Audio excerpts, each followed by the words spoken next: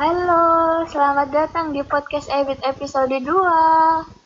Bersama saya udah ada Kak Richard. Halo Kak Richard, apa Halo kabar Kak? Erika, terima kasih udah nanyain kabar. Aku baik kok. Kamu gimana? Alhamdulillah, udah sehat kah Kak? Udah kemarin kan baru balik dari rumah sakit nih. Biasa salah salah Hmm, makan, jadi terganggu pencernaan. Tapi sekarang udah baik-baik aja kok. Alhamdulillah deh. Kak Richard, kali ini kita mau bahas apa nih Kak? Nah, buat podcast kali ini episode 2 kita mau ngomongin cara menjadi pede saat presentasi nih Erika nih. Jadi cara menjadi PD saat presentasi.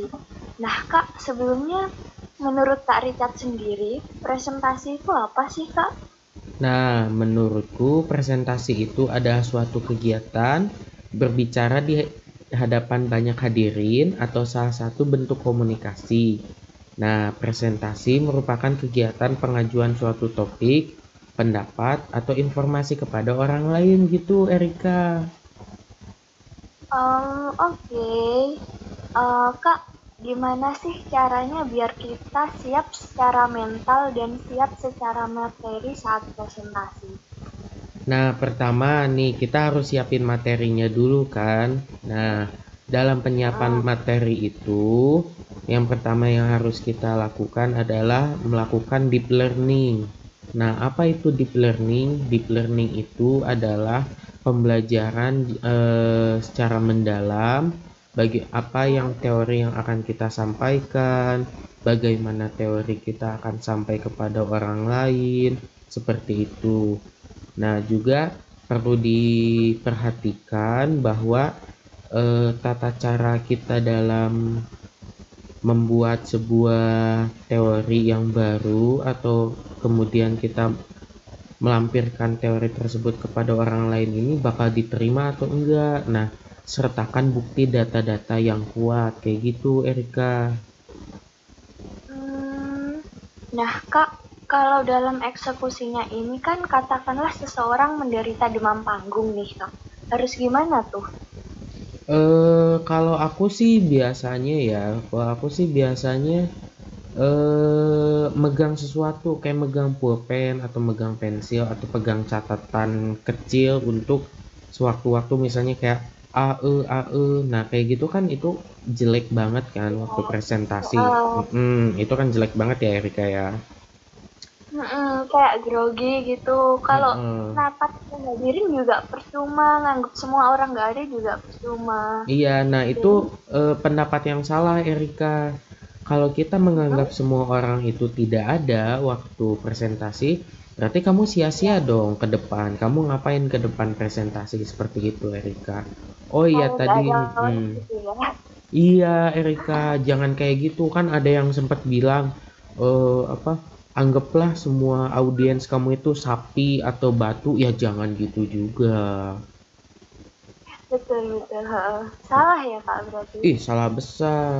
Oh iya, tadi aku kelupaan untuk siap secara mentalnya itu pertama kamu atur nafas kamu dulu.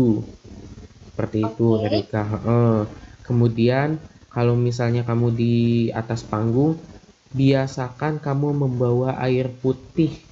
Mau itu sebotol, mau itu segelas, seperti itu. Karena yang pertama itu buat ngelegain rasa grogi kamu, rasa takut kamu, demam panggung kamu. Yang kedua itu waktu kamu istirahat kan kamu butuh minum nih untuk menyegarkan Iya. kembali suara kamu. Nah, kayak gitu Erika. Itu bukti nyata dari penggunaan air putih di atas panggung seperti itu. Ada lagi, Kak? Em, aku sih kasih saran aja ya buat kalian yang sering demam panggung itu coba kalian di lingkup keluarga dulu deh. Coba kalian misalnya kayak pidato atau mungkin ada hal-hal yang ingin disampaikan gitu. Nah, coba itu di Hmm? depan dulu orang tua atau di depan kerabat seperti itu. Atau kalau misalnya tetap nggak pede, coba ini klise ya, cuma ini Hmm? bekerja buat saya sih gitu. Coba kamu latihan di depan cermin atau enggak kamu latihannya sambil videoin kamu diri sendiri seperti itu. Gitu. Ya, Kak, ada nggak sih tips-tips presentasi lainnya yang mungkin sepele nih, tapi harus kita praktekin gitu? oh, tips-tipsnya yang sepele cuma harus kita perhatikan. Pertama, AE itu dikurangin deh, sumpah. Karena, nah itu contohnya saya. Ya, Karena, aku aja. eh karena kalau misalnya AE itu menunjukkan bahwa kamu ini tidak siap secara materi, tidak siap secara mental, seperti itu. Kemudian ada juga benda-benda kecil, misalnya nih kamu kayak bawa pulpen atau pensil seperti itu di samping untuk melegakan demam panggung kamu juga bisa catat kecil-kecil, misalnya nih ada pertanyaan waktu presentasi atau waktu gimana, ada pertanyaan-pertanyaan kan kamu bisa catat. Kemudian juga diusahakan kamu selalu membawa catatan kecil, tapi catatan kecilnya itu hanya kata kunci, misalnya kamu sedang presentasi mengenai lingkungan hidup. Nah, di catatan kecil kamu itu secara garis besarnya aja gitu. Jadi buat pengingat-ingat kamu ketika lagi presentasi, kamu ini harus berbicara seperti apa, kamu ini harus bagaimana, seperti itu Erika. oke. Nah, Kak, bahasa tubuh itu penting nggak sih? Oh iya, bahasa tubuh itu penting juga loh Erika. Ketika kita Hmm, melambaikan tangan atau kita melakukan gerakan tangan terbuka seperti itu menunjukkan bahwa ada kesigapan atau kesiapan yang lebih matang dari dalam diri kita. Misalnya kita ada gestur down to earth, itu menunjukkan bahwa kita ini lebih membuka data kita kepada orang-orang bahwa correct me if I'm wrong, seperti itu. Atau misalnya dalam gestur penekanan seperti menunjuk ke bawah seperti itu ada upaya penekanan bahwa apa yang kita sampaikan itu adalah benar dan datanya ada gitu, ini teruji gitu, seperti itu. oh gitu. Iya Erika. Kalau hmm. Kak, bisa ceritain nggak pengalaman kakak saat presentasi di acara besar atau apa gitu nih? Oh ada, iya aku pernah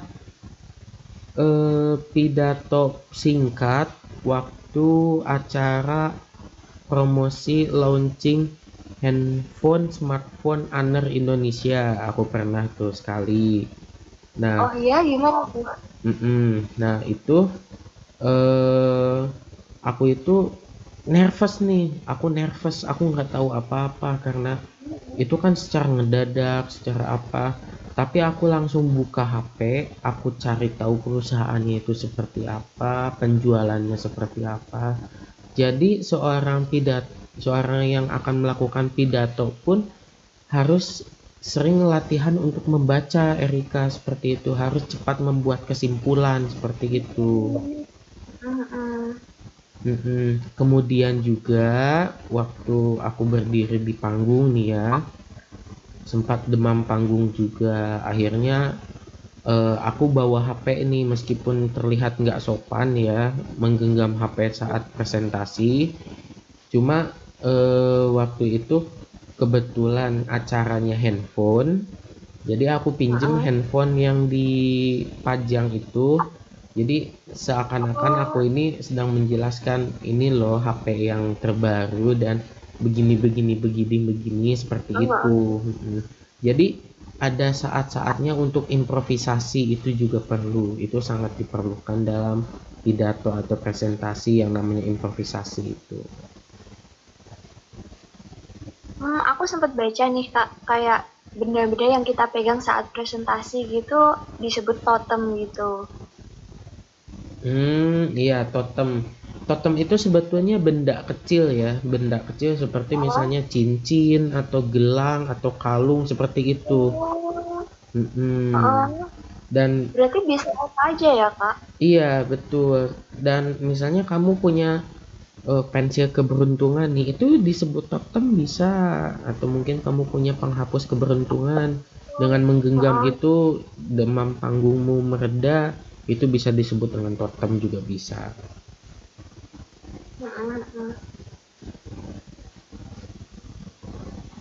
Ada lagi yang mau ditanyain, Erika? aku sih perlu banyak belajar lagi kayaknya ya, Kak. Kayak ini tadi aja sebelum mulai udah grogi loh. Sampai ayo Rika minum dulu. Oh iya Kak, bentar ya. Iya, heeh.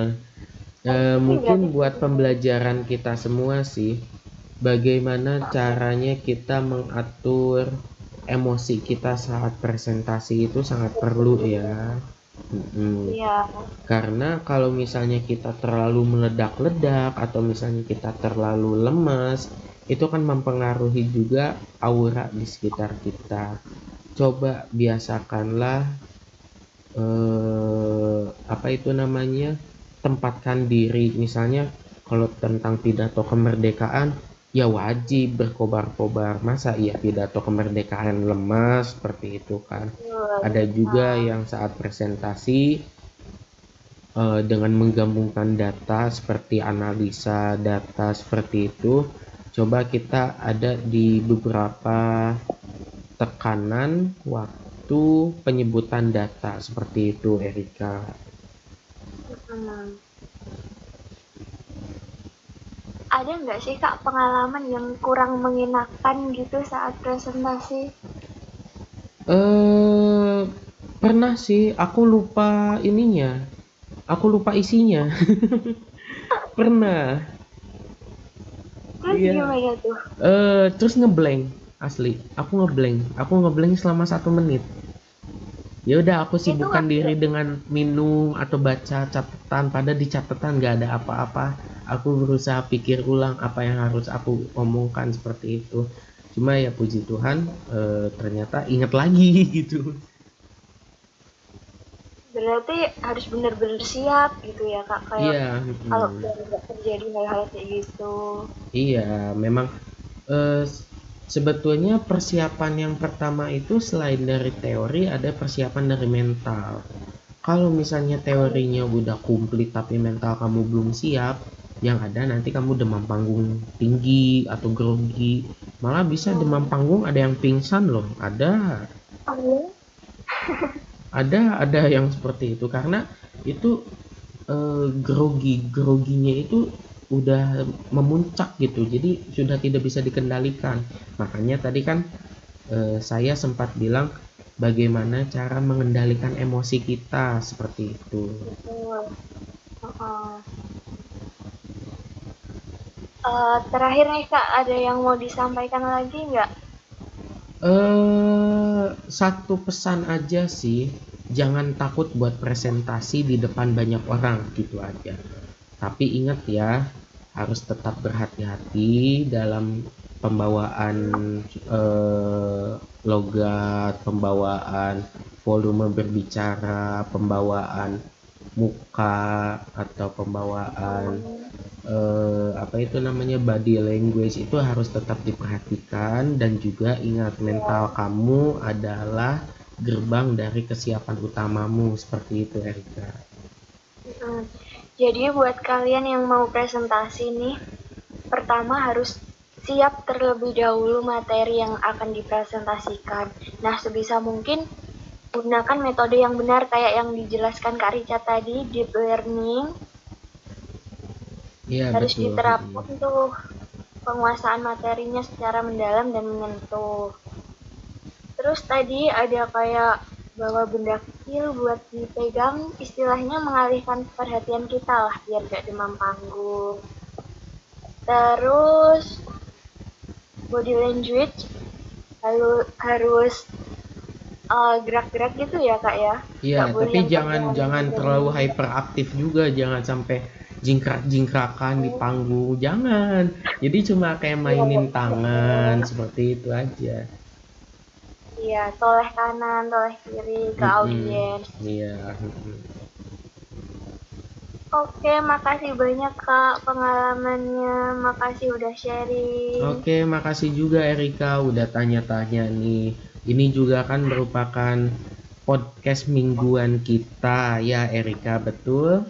Iya, betul. Nah, rencananya nanti episode 3 kita akan menghadirkan sesuatu yang seger juga nih. Erika kasih tahu dulu jangan episodenya. Boleh sih dikasih tahu. Apa tuh Kak coba? Apa ya? Penasaran ya? Tunggu aja nanti pasti dikasih tahu lah.